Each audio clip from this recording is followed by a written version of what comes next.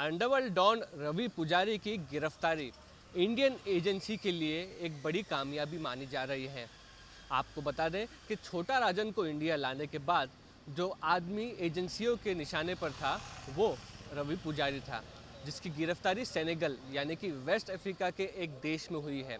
ऐसा माना जा रहा है कि रवि पुजारी पहले तो ऑस्ट्रेलिया और इन देशों में था, लेकिन जैसे ही उसे ये अंदाज़ा लगता गया कि इंडियन एजेंसीज उसके पीछे हैं, तो उसने उन देशों में रहना चालू किया और अपना बिजनेस एस्टेब्लिश करना चालू किया जहां पर इंडिया की उस देश के साथ एक्सट्रेडिशन ट्रीटी या एग्रीमेंट नहीं है।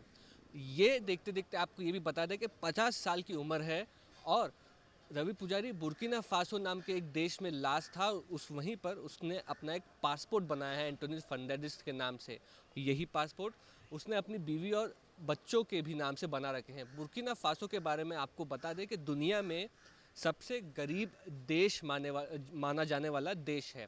तो अब अफ्रीकन कंट्रीज़ में होटल बिजनेस पार्टनरशिप में रवि पुजारी था, लेकिन इंडियन एजेंसीज़ को जैसे ही उस चीज़ की खबर पड़ी, उन लोगों ने इस पूरे मिशन को अंजाम दिया, ऐसा माना जा रहा है।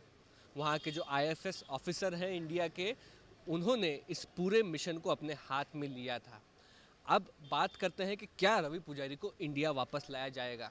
ऐसा माना जा रहा है कि फ़िलहाल रवि पुजारी को किसने पकड़वाया है, इस चीज़ को लेकर के भी कोई शक और शुबा है। Gujarat ATS, Karnataka police, Mumbai police, इन तीनों पुलिस का कहना है कि उन लोगों ने रेलेवेंट इन्फॉर्मेशन पास ऑन की थी रवि पुजारी के बारे में, जिसकी वजह से उसकी अरेस्ट और उसकी गिरफ्तारी पॉसिबल हुई है। अब ये पुलिस अपने केसेस की एक यादी तैयार कर रहे हैं, वो लिस्ट भेजी जाएगी ताकि रवि पुजारी को एक्स्ट्राडाइट किया जा सके।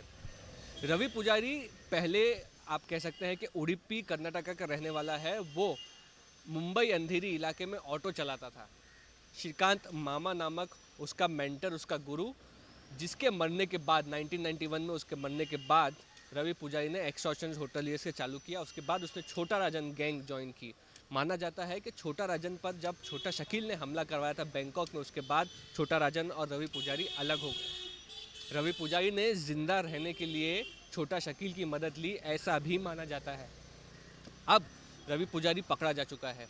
उसके अगर केसेस की बात करें तो कई शूटआउट्स में, एक्सटॉर्शन केसेस में और इनोसेंट लोगों को मारने में उसका नाम है। ये माना जाता है कि रवि पुजारी कन्नड़ा बोल पाता था, इंग्लिश बोल पाता था, इसीलिए उसने बेंगलोर में भी कई एक्सटॉर्शन केसेस को अंजाम दिया था। और इसीलिए कई बड़े केसेस में उसका नाम है। कुकरेजा बिल्डर्स के मर्डर केस हो या बाकी कर्नाटका और बेंगलोर के इलाके में बहुत से केसेस में उसका नाम लिया जाता है। लेकिन रवि पुजारी के जो आखिर के दिन थे वो आप कह सकते हैं कि इतने खास नहीं रहे।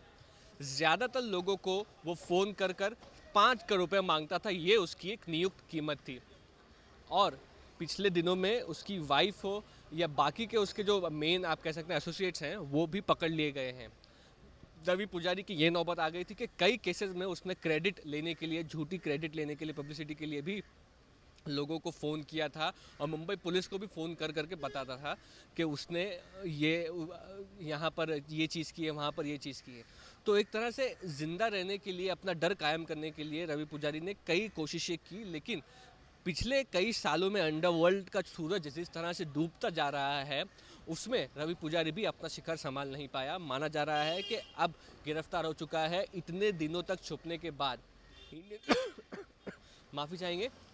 इंडियन एजेंसीज़ को भी ये अंदाज़ा लग गया था कि रवि पुजारी ऑस्ट्रेलिया में नहीं है।